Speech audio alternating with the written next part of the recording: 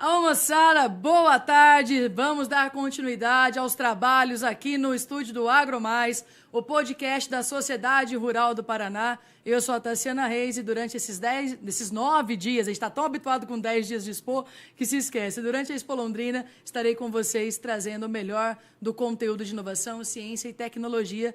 E se prepare que agora à tarde o fofurômetro vai explodir aqui nesse lugar. Tem um convidado aqui tão especial que vocês não estão vendo, mas na hora que a câmera pegar o plano aberto, vocês vão entender o que eu estou falando. A Expo cada vez mais inovando e agora trouxeram para dentro da exposição o membro mais querido de várias famílias brasileiras, o pet. Seja o cão ou o gato, agora ganhou um espaço aqui também, dentro da Expo Londrina. E olha aqui, ali no cantinho da tela está o Snow, esbanjando seu charme, trazendo todo mundo aqui para dentro do estúdio.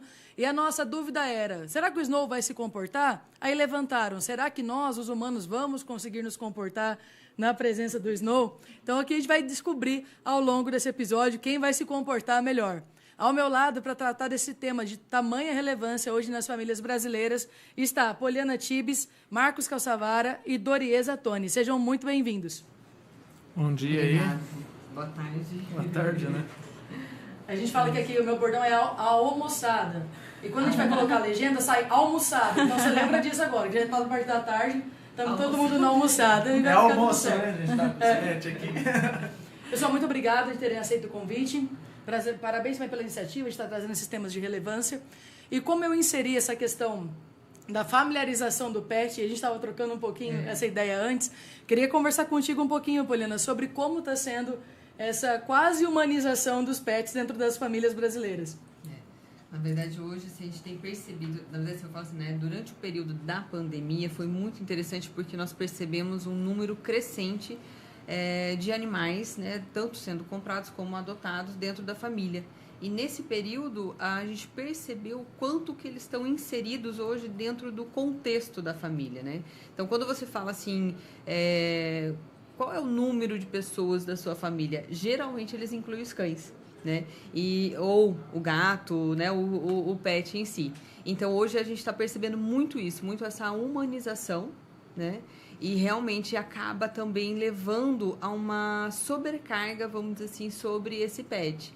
Né? Então, ao mesmo tempo que eu falo assim que ele está sendo muito bem tratado, e realmente ele está sendo muito bem tratado, a procura, né, pela questão do bem-estar dele, tanto na alimentação quanto na saúde, hoje nós percebemos também um pouco da sobrecarga, né, sobre ele, e aí você vê essa questão, vamos dizer assim, a necessidade da gente ir trabalhando junto com a família.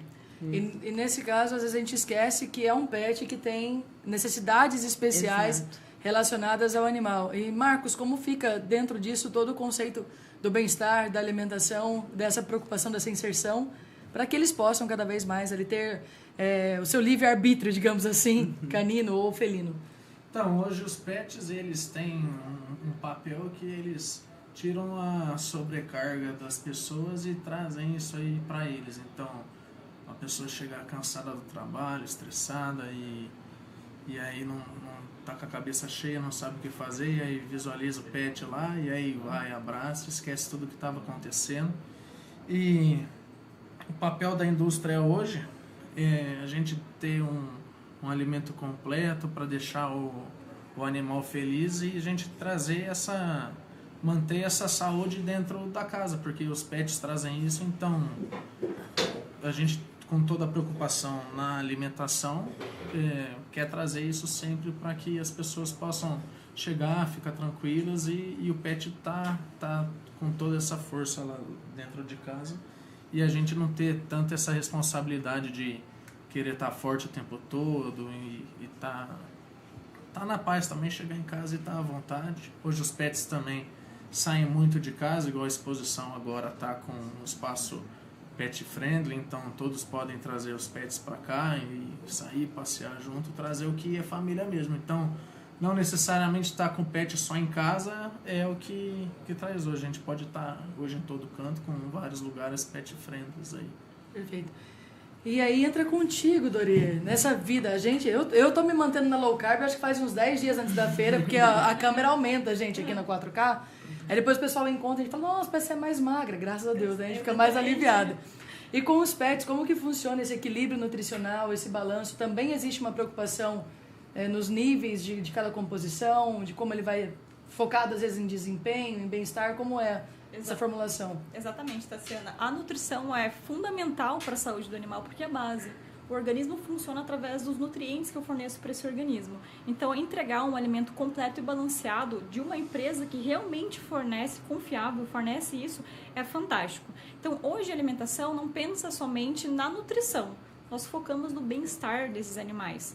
Então, tem rações específicas que conseguem melhorar cada indivíduo.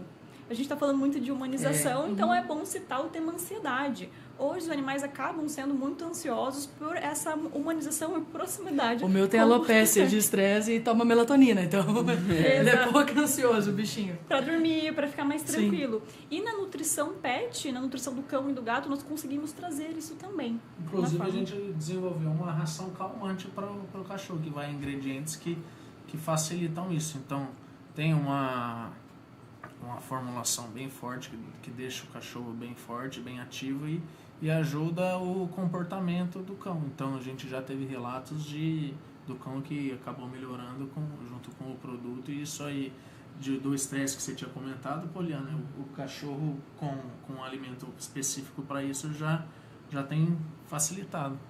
E vem cá, assim como tem filho mimado, tem pet mimado também? Como... Sim. Que a gente falou muito sobre o papel social, né? Conversando até sobre isso. A gente falou sobre o papel social do pet para o ser humano, mas e o quanto o ser humano também precisa fazer um papel para o pet? É muito interessante quando nós vemos as famílias que tem um animal só ou tem dois. O primeiro, normalmente, é super mimado, super protegido. É o filho mais velho. É o primeiro, é o filho mais velho. Exatamente, é um reflexo muito interessante que a sociedade hoje passa, não só para a criança humana, mas também para o animal. Mas então, o pet mais velho, você acha que é mais mimado também? Normalmente sim. Quando tem só ele primeiro, sim. Aí os outros acabam sendo mais independentes. Isso é muito interessante observar. Eu acho que mãe, tá faltando um pet em casa, hein? Eu não sou mimada não, eu sou a mais velha. Estamos precisando trocar isso daí. E qual que existe um limite, digamos assim, dessa inserção da humanização do animal que possa chegar a ser prejudicial até provocar um desequilíbrio metabólico ou alguma coisa do gênero? Sim, nós dizemos muito do termo de humanização, mas é importante respeitar principalmente a fisiologia do cão e do gato. E muitas vezes a gente não faz porque trata como filho. É importante, eu chamo meus filhos de quatro patas. Eu não tenho filho humano, só filho canino. Mas eu trato eles como cães, eu respeito essa fisiologia dele. Porque se eu humanizo, eu trago eles como ser humano mesmo, como uma criança, aí ele acaba tendo problema, como por exemplo a ansiedade que nós citamos. Você pega sobre o adestramento que os cães fazem, quem é adestrado não é nem o cão, quem é adestrado é o tutor. Hoje a gente vê muito isso daí, a necessidade de você ensinar o tutor a respeitar essas individualidades dele. Eu falo assim, é interessante porque eu falo assim, hoje nós precisamos aprender a respeitar a individualidade dos filhos e também das espécies que hoje, né, vamos dizer assim, são tratadas como pet. Porque eu falo assim, a gente está vendo muito hoje uma diversidade também nesse sentido, né? A gente fala muito do cão, do gato, mas existe hoje uma diversidade dentro disso daí, que também está, vamos dizer assim, mudando um pouco o comportamento daquele animal, né? Então, e tudo isso é necessário a gente ir trabalhando para que os dois, vamos dizer assim, se sintam felizes. E é muito importante reforçar o que o Marcos disse em relação ao humano e o animal, que a gente acaba adestrando mais o humano. A doença nutricional mais presente dentro da clínica veterinária hoje é a obesidade. E muito do problema da obesidade não está associado com o cachorro escolher o que ele vai comer ou a quantidade que ele vai comer, e sim o tutor oferecer isso para ele. Então, as publicações mostram pra gente que tutores obesos costumam ter cães e gatos obesos também, porque é um reflexo. É um hábito, sim. Mesmo com a família. Então, os pais que são obesos acabam tendo filhos obesos também. Então, muito do nosso trabalho, quando a gente pensa na clínica veterinária, é realmente educar o tutor para trazer aquilo pro animal. Porque tudo traz, vamos dizer assim, tudo leva a um problema de saúde muito sério, né? É como você falou, fosse a questão problema de pele. Hoje é interessante, mas é muito comum, né? Você vê os cães com problemas de pele. Pode estar associado a vários fatores, né? Mas eu falo assim, a questão da ansiedade, ela com certeza é a maior. Por quê? Porque, quando assim, até voltando um pouquinho lá no início, né? Quando, assim, quando você fala assim, quando os cães hoje, problema, né? de Ou pele gatos... não é só alergia, né? Não é. Tá ligado à alimentação, muitas vezes tá ligado, na verdade, à alimentação. Tá ligado a uma questão da ansiedade, o fato de que o dono antes estava dentro de casa e agora não está mais, que ele saiu trabalhar de novo. De não passear, né? com o pet. De não passear, porque antes ele frequência. passeava, hoje não mais. Então tá todo nesse sentido. É interessante porque hoje, assim, óbvio, né? A questão também da saúde, ela precisa vir crescendo junto com tudo isso. Né? Então, eu falo assim, a saúde do animal, ele precisa vir acompanhando tudo isso. Então, você fala de especialidades hoje que antes você não falava, né? Hoje você tem especialidades completamente diferentes e complementares, né, ao que nós tínhamos antes. E que eu acho isso, sim, fantástico. Eu acho muito interessante as terapias integrativas, como osteopatia, quiropraxia, nos animaizinhos, eu acho isso muito legal. Ozonioterapia. Eu acho muito interessante. Né, hoje se fala muito na questão também do pet. E realmente, eu acho assim... E a gente vê um resultado muito satisfatório, né? Em todos os sentidos. Como nós estamos aqui num evento de base agro, e às vezes o pessoal fala, mas o que o pet tem a ver? Eu estou com especialistas de formulação. Quais são as bases alimentares desses pets que derivam do campo, que necessitam também da atividade agrícola, para que as pessoas entendam que tudo é uma cadeia, né? Às vezes falam, não, mas eu não tenho uma ligação com o agro, eu não gosto, mas está ali com o cachorrinho, consumindo uma ração com uma base X de energia, uma base X de volumoso, e tem uma origem, obviamente, agro. Quais são hoje as principais bases dentro da alimentação, na formulação das rações? Nós trabalhamos muito com soja, milho, sorgo, frango também entra muito na composição, carne bovina, então isso tudo vem do agro e faz parte da composição e da nutrição do cão e do gato. E existe algum cuidado específico dentro dessa aproximação da indústria para poder, por exemplo, eu acabei de colher minha soja, estou vendendo ela, eu vendo ela direcionada ao mercado pet, tem algum tipo de classificação ou não, compra-se como commodity real e depois faz todo o tratamento dentro da indústria? Precisa ter as certificações para poder fazer compra pela indústria. Então, sim, tem que vir de uma fonte segura e confiável, porque nós falamos muito de ração, mas é um alimento para o animal, então tem que ter toda a segurança para isso. E chegando o produto dentro da indústria, ele passa por uma seleção, então é analisado toda a matéria-prima que chega, então tem a amostragem, a gente coloca num equipamento que se chama NIR, e aí é analisado todos os níveis nutricionais, e aí isso faz com que o produto que está com os níveis de garantia já seja seguido desde o início, porque quando é feita a formulação, é considerado que aquela matéria-prima tem aqueles níveis, então isso é considerado e é conferido antes. E a gente tem bastante contato com agricultores também e está sempre por dentro das ações, das tendências da parte do agro também. Isso influencia bastante para a gente, porque o preço das commodities também influencia muito na parte da indústria, né, que a gente produz. Então a gente compra já a matéria-prima já do preço que já está ou no dia ou na safra. Né? São duas curiosidades minhas. Vocês têm mais ou menos em número o quanto que a indústria pet absorve da produção brasileira de soja, milho e sorgo, né, que você comentou também um pouquinho. E o outro número é o quanto representa dentro do mercado brasileiro agro, digamos assim, o quanto é da indústria pet. Vocês têm uma noção disso daí, em números, valores, moedas, cifras, não sei. É uma curiosidade minha real aqui eu pessoalmente conversa. não tenho, não. Porque eu imagino que deve ser um mercado enorme, né? Que as pessoas não olham tanto, mas que é uma grande fatia dentro desse Eu sei que mercado. pelo que eu vejo que é de número que é produzido de milho, de soja versus o número do mercado pet é muito, muito pouco. Então é bem pouco mesmo. Ainda a parte assim, né? Tem vou dizer um número ali que é expressivo, sim, mas não de forma tão significativa, né? Mas ao quanto que o Brasil exatamente, produz ao quanto versus porque consumo realmente do a mercado capacidade pet, do Brasil né? é bem E tem alta. aumentado o mercado pet no Brasil? Sim, foi um dos mercados que continuou Mas crescendo aqueceu? durante a pandemia, inclusive. Em especial no Paraná, e eu vi uma reportagem, inclusive, falando em Londrina, hoje, é uma das cidades com maior número de pets em concentração. Então, isso é muito importante, né? A gente que está aqui na região, né? Eu estou dentro de Londrina e vocês estão na região e atende, né? Eu falo assim, isso daí é muito expressivo. Então, eu falo assim que isso é um número muito significativo. Eu achei, assim, algo fenomenal o número com relação ao crescimento pet dentro do Paraná. E com certeza existem inúmeras funções, né, também para esses pets, auxílio da polícia, auxílio agora na detecção de câncer, que você comentou também. Que Bombeiros, Corpo de Bombeiros. Né, o Corpo de Bombeiros, ontem, né, nós conversamos com eles, assim, é incrível o volume que eles têm de animais, né, então isso é muito interessante mesmo. E hoje, realmente, aeroportos você vê, então... Sim.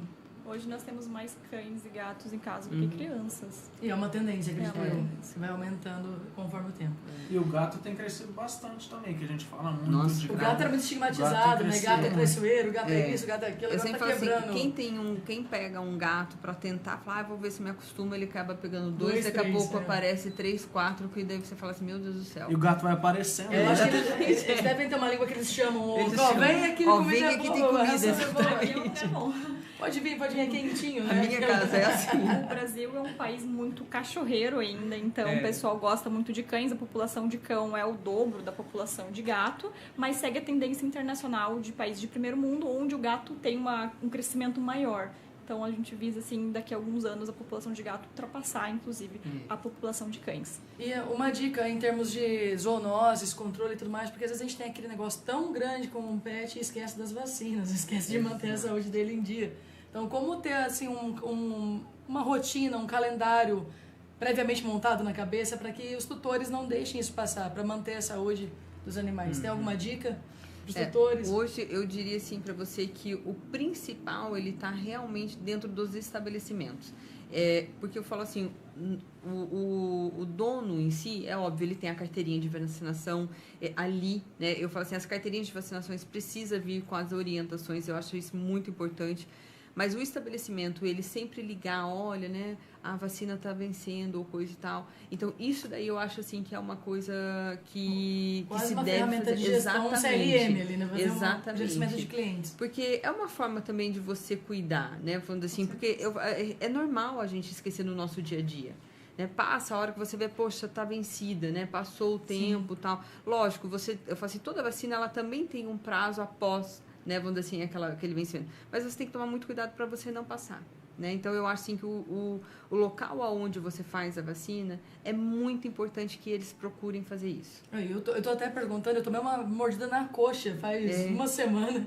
Tive que tomar vacina antitetânica e tudo mais. Vou mandar um lambejo pro Torresmo, que foi o cachorro que me mordeu aqui também.